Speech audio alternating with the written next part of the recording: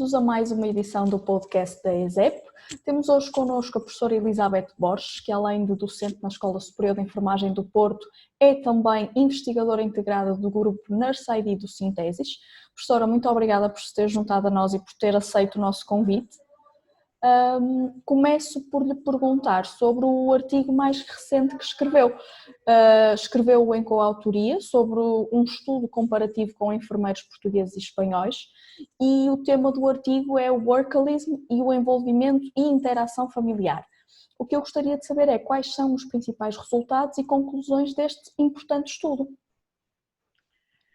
Bom dia. Em primeiro lugar, eu agradeço o convite para poder partilhar convosco algo que para mim é muito motivador. Relativamente à questão que me coloca dos principais resultados, eu gostaria primeiro de situar esta produção. Ou seja, este artigo resulta do meu percurso de pós-doutoramento que desenvolvi na Universidade de Oviedo, em Espanha, no período de junho de 2019 a julho de 2020, sob a orientação da professora Pilar Mosteiro Dias, em Espanha, e do professor Carlos Sequeira, no contexto português. Foi um estudo que teve como temáticas centrais o workaholismo, ou seja, a adição ao trabalho, o engagement e a interação trabalho-família. Estes resultados que foram agora publicados são parte desse estudo desenvolvido no pós-doutoramento mais abrangente, ou seja, neste artigo nós temos a publicação de subamostras do contexto português, nomeadamente de enfermeiros a exercer em contexto hospitalar do norte do país e dos enfermeiros no Principado das Astúrias, em Espanha. Gostaria também, antes de passar aos resultados, de deixar aqui um agradecimento à Ordem dos Enfermeiros que colaborou na divulgação deste estudo a nível nacional. Sem esta colaboração, dificilmente conseguiria chegar a uma amostra tão alargada, significativa. Portanto, mais especificamente nesta publicação, nós tivemos um total de 333 enfermeiros que participaram no estudo, aos quais eu agradeço, sem eles também não era possível a sua realização, sendo que 180 enfermeiros foram do contexto português e 153 enfermeiros do contexto espanhol. Relativamente aos resultados, e eles foram bastante interessantes, o estudo concluiu que os enfermeiros portugueses que participaram neste estudo tiveram médias superiores a nível do workaholismo, ou seja, da adição ao trabalho e da interação trabalho-família negativa. É também importante eu contextualizar aqui um bocadinho estas temáticas, portanto, o workaholismo, ou seja, a adição ao trabalho, que nós avaliamos quer pelo próprio trabalho excessivo, quer por um trabalho compulsivo. A questão da interação trabalho-família, que a escala que foi utilizada avalia a interação familiar em duas direções, portanto, a relação entre o trabalho e a família e o trabalho, e em duas vertentes, a positiva ou a negativa, ou seja, a forma como elas se podem influenciar de uma perspectiva para a outra. E também o engagement, ou seja, o envolvimento do trabalho destes profissionais. Portanto, o que nós verificamos aqui foi que os enfermeiros portugueses evidenciaram médias superiores do workaholismo e da interação trabalho-família e família-trabalho negativa. Enquanto que os enfermeiros espanhóis evidenciaram médias superiores da interação trabalho-família positiva. Portanto, eles tiveram aqui uma vertente positiva nesta relação, assim como do engagement. Portanto, estas foram as principais os principais resultados. Gostaria também de, pormenorizando algumas das variáveis sociodemográficas e profissionais das quais nós analisamos a relação, que no contexto português as participantes do sexo feminino e a exercerem em turno rotativo tiveram médias superiores do alcoolismo e da interação negativa entre o trabalho e a família. E as enfermeiras, os enfermeiros com um maior nível de formação académica tiveram médias superiores da interação positiva entre o trabalho e a família. Enquanto que os enfermeiros espanhóis, também do sexo feminino, evidenciaram médias superiores na interação trabalho-família negativa e maior nível de engagement, nomeadamente nos enfermeiros com vínculo precário. Ora, assim, de uma forma mais simplista, o que eu poderia dizer é que verificamos que nas mulheres, e poderemos discutir à luz ainda do papel que a mulher desempenha na sociedade, portanto, com algumas múltiplas funções, a questão da parentalidade, do trabalho, portanto, a influência que isto teve em termos dos resultados.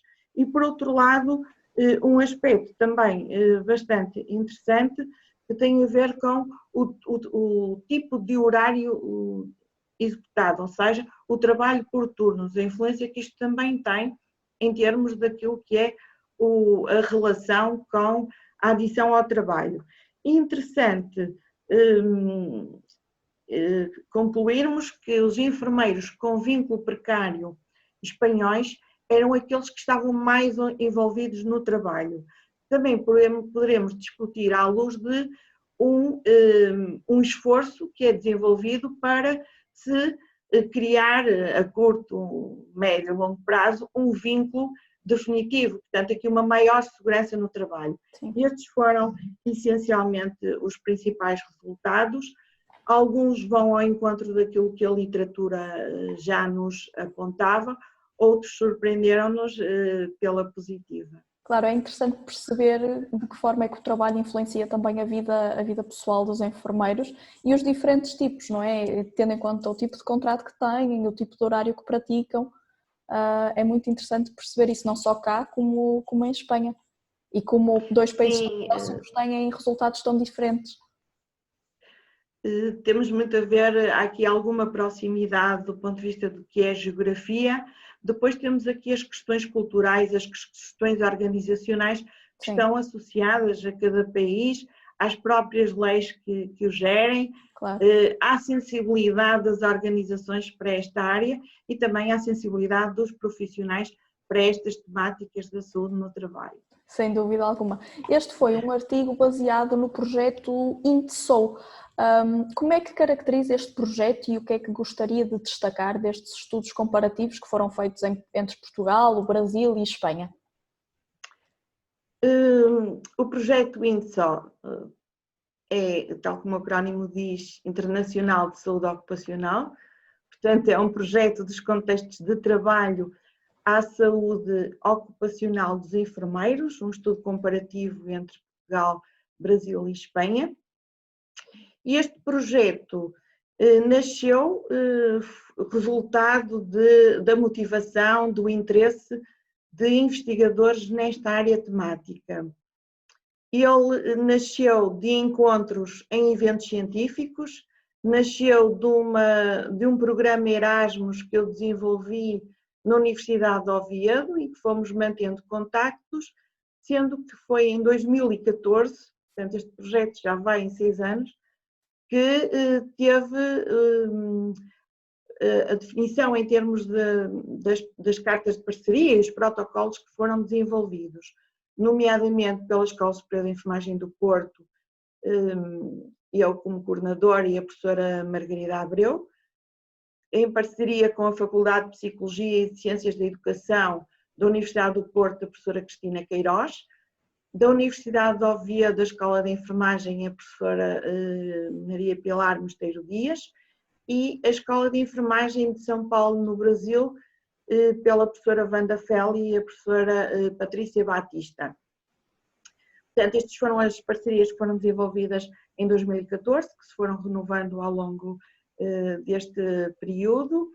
Gostaria de salientar que, para além destes investigadores, membros e efetivos do contexto da academia, portanto, das instituições, nós temos, neste momento, enfermeiros da prática clínica, que gostaria também de deixar aqui um agradecimento, porque foram enfermeiros que iniciaram os seus percursos académicos e depois manifestaram o interesse de continuarem a colaborar no projeto, nomeadamente a enfermeira Antónia Teixeira, do ACES Tâmega 2, da Unidade de Saúde Pública de Paredes, a enfermeira Fátima Vieira, também do ACES Tâmega 2, a enfermeira Márcia Silva, do INEM, e o enfermeiro Tércio Maio, da Unidade de Saúde da Ilha de São Miguel, que colaborou connosco até 2018. Assim, salientando do trabalho que fomos desenvolvendo ao longo destes 6 anos, eu gostaria de salientar, portanto, os percursos académicos que já foram desenvolvidos pelos estudantes, quer a nível de programas de doutoramento, que já temos 7 estudantes que concluíram os seus estudos de percurso de doutoramento, programas de mestrado, as publicações que têm sido produzidas em diferentes áreas, o lançamento do livro de Enfermagem do Trabalho em 2018, o qual eu agradeço à Lidl a confiança que foi depositada, também foi resultado deste projeto. O Seminário Internacional de Enfermagem do Trabalho, que foi desenvolvido em 2018. Dizer também que já tivemos e continuamos a ter mobilidades de estudantes, quer de Espanha, quer do Brasil, integrados no INTSO para aprofundarem os seus conhecimentos e esta interação também cultural. Não posso deixar de dizer o esforço que o grupo já fez na submissão a 2 candidaturas ao FCT, que infelizmente não tivemos aquilo que queríamos como resultado final, que era o financiamento, mas também estas candidaturas foram um contributo para o conhecimento, nomeadamente esta experiência de submissão nestas plataformas que às vezes são muito trabalhosas e dificultadoras.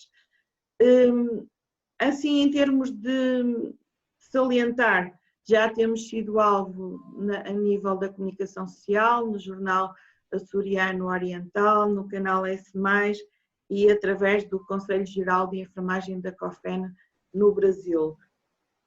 Como todos gostamos de ver o nosso trabalho reconhecido, o INTSO já tem neste momento um total de 15 prémios que foram atribuídos, reconhecidamente por todo o esforço, e nós, como seres humanos, gostamos de ver o nosso esforço desenvolvido, claro. E nomeadamente 2 prémios que foram atribuídos pela Ordem dos Enfermeiros Portugueses. Portanto, isto é um percurso de muito trabalho, muita motivação, muito esforço numa área que reconhecemos que está a ter uma evidência cada vez maior por parte dos investigadores, um interesse que vem crescendo, nomeadamente com o contributo do Covid, que veio alertar para as condições de trabalho, e eu penso que estaremos num caminho de crescimento nesta área. Sim, e continuar. Eu penso que sim, que todos estamos motivados para continuar. O INTSO, em termos do que são os protocolos e as cartas, estaremos a entrar numa fase já descendente para uma finalização, mas acredito que iremos continuar a trabalhar, nomeadamente com abertura a outros colegas que já temos solicitações. Aliás, neste momento nós já temos mais colegas integrados, porque têm vindo a manifestar o seu interesse, e uma vez que este projeto está integrado no Sintesis, tem sido também uma forma de ele ter visibilidade. Sim, sem dúvida alguma. Agora, juntando aqui um bocadinho o artigo e o projeto, quais são os fatores que considera assim como os principais para garantir um ambiente de trabalho saudável? Eu só antes de ir a essa questão, eu só gostaria de deixar aqui resultados de 2 estudos multicêntricos que foram publicados, nomeadamente um estudo que foi aceite em termos da Revista Latino-Americana de Enfermagem, eu penso que deverá estar brevemente disponível. É um estudo na temática do burnout que nos faz cada vez mais sentido e que concluímos neste estudo com uma amostra de 1.052 enfermeiros dos 3 países, concluímos que 42% dos enfermeiros apresentavam níveis moderados a altos de burnout. Não foram encontradas diferenças entre os 3 países relativamente aos resultados, apenas aqui um pequeno pormenor na dimensão da despersonalização, em termos do instrumento do MBAI, que foi o que foi aplicado, e relativamente à despersonalização, que é uma atitude mais fria no desempenho, um maior distanciamento por parte do profissional, estes valores tiveram um nível mais elevado nos enfermeiros espanhóis do que nos enfermeiros portugueses. Outro resultado bastante interessante foi que foram os enfermeiros mais jovens e os que trabalhavam por turnos os que evidenciaram médias superiores de burnout. Portanto, aqui também esta questão da gestão das emoções, da gestão de stress, algumas estratégias que são importantes serem implementadas para dotar estes jovens profissionais de forma a conseguirem ter uma melhor saúde no trabalho. Até porque nos dias de hoje o burnout é cada vez mais comum, entre aspas. Sim, o burnout quase que poderíamos dizer que neste momento está no seu auge, porque sendo um fenómeno multidimensional, tem muitas dos seus agentes precipitadores a estarem, sem dúvida nenhuma, com o Covid, com este contexto de trabalho, a criar fatores que podem potenciar. O outro estudo comparativo, e só para dizer, porque quer o do burnout englobou os 3 países, quer o do presentismo, que também englobou os 3 países, e este do presentismo foi liderado por Espanha, enquanto que o do burnout foi liderado pelo grupo português. E quando estamos a falar de presentismo, estamos a falar da permanência no local de trabalho, mas sem aquilo que são as condições do ponto de vista físico ou do ponto de vista psicológico para um desempenho do próprio trabalhador. Este estudo foi desenvolvido com 659 enfermeiras dos 3 países e o que nós identificamos foi que cerca de 30% a 35% dos enfermeiros que participaram evidenciaram a presença de presentismo no local de trabalho, sendo que também foram os enfermeiros mais jovens e com menos experiência profissionais os que evidenciaram níveis superiores. Portanto, são alguns resultados que foram fruto já dos estudos multicêntricos. Relativamente à questão que me colocou, eu vou-me tentar relembrar, que é de que modo... Está sem som, Catarina, está sem som. Quais são os principais fatores que considera serem importantes para garantir um ambiente de trabalho saudável? Os principais fatores que eu considero que sejam facilitadores de um ambiente de trabalho saudáveis, sem dúvida, está no topo a consciencialização por parte da organização, por parte da direção das diferentes instituições, para esta temática. Portanto, para a importância do que é a saúde no trabalho, do que é a saúde dos seus colaboradores e que resultados estas podem ter em termos do sucesso da própria organização, da qualidade do trabalho que desempenha. Isto eu não tenho dúvidas que se, do ponto de vista de uma organização, os gestores de topo não estiverem sensibilizados, dificilmente se consegue desenvolver. Pode-se conseguir, mas demora muito mais tempo. Por outro lado, obviamente estamos aqui a falar da gestão de topo, estamos a falar naquilo que é uma cultura organizacional e um clima organizacional promotor destes ambientes de trabalho saudáveis. Depois temos aqui outro aspecto que está interligado, e se for ver eu vou encadear aqui uma série de opiniões que têm a ver com as estratégias de liderança. Nós não podemos estar numa organização desvinculados do que são as estratégias de liderança, do que estão estratégias de liderança que promovam a comunicação eficaz dos seus colaboradores, portanto que haja aqui uma liberdade de opinião e uma promoção mesmo de esta comunicação no dia a dia, portanto não só em momentos formais, mas no dia a dia que os trabalhadores se sintam à vontade de discutir os diferentes assuntos que fazem parte da sua atividade. E depois que haja também aqui um planeamento adequado a nível de orientações, obviamente sustentadas naquilo que são as guidelines internacionais e nacionais que orientam a saúde dos trabalhadores. Portanto, isto do ponto de vista global é gestão de topo, sensibilização, cultura, clima organizacional, estratégias de liderança, sem dúvida nenhuma. Depois temos aqui outro aspecto que é a importância numa prevenção primária. E muitos das organizações investem muito a nível de uma prevenção secundária terciária, quando vamos querer identificar problemas antes de os antecipar, ou seja, integrar nas suas organizações através de projetos e estratégias que promovam a saúde antes dos problemas emergirem.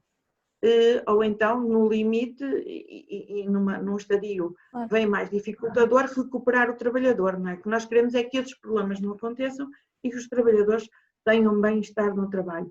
Seja do ponto de vista de estratégias que privilegiem o domínio físico, e nós vemos uma simples cadeira que permite, no nosso caso, nós termos aqui, do ponto de vista da ergonomia, ajustado ao que são as exigências do nosso trabalho, mas também as estratégias que promovam o bem-estar e a saúde mental dos trabalhadores. Portanto, esta questão de programas de formação, e é necessário nas diferentes organizações haver aqui uma formação contínua de acordo com as alterações que os contextos vão evidenciando.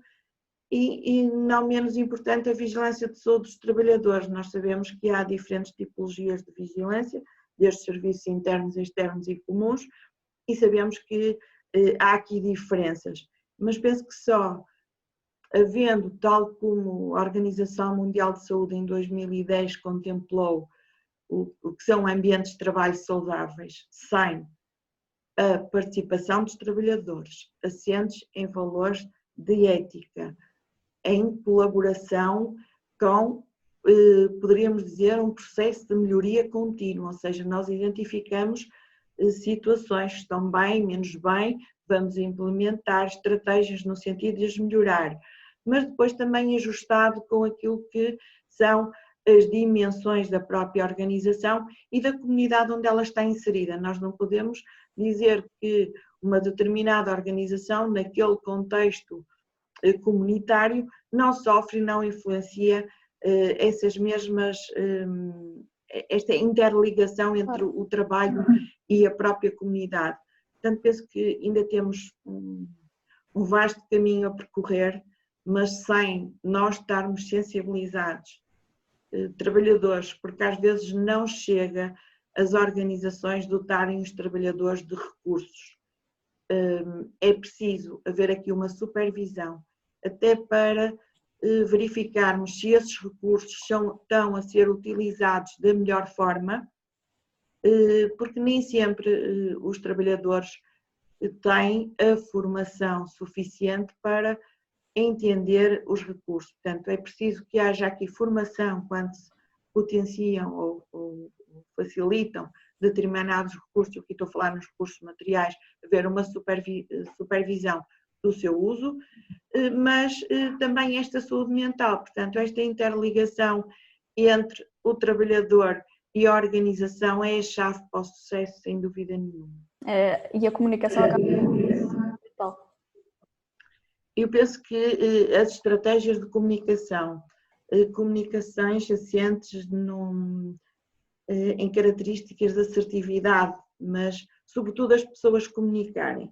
Nós percebemos que muitos dos fenómenos associados aos contextos laborais estão ligados com déficits de comunicação ou comunicações menos eficazes, nomeadamente as questões de conflito, porque as pessoas não comunicam no momento adequado, vão deixando passar o tempo e depois isto que era um conflito muitas vezes emerge para situações mais graves, como está descrito na literatura, situações de bullying, de assédio, poderíamos dizer que muitas das vezes emergem de conflitos mal resolvidos.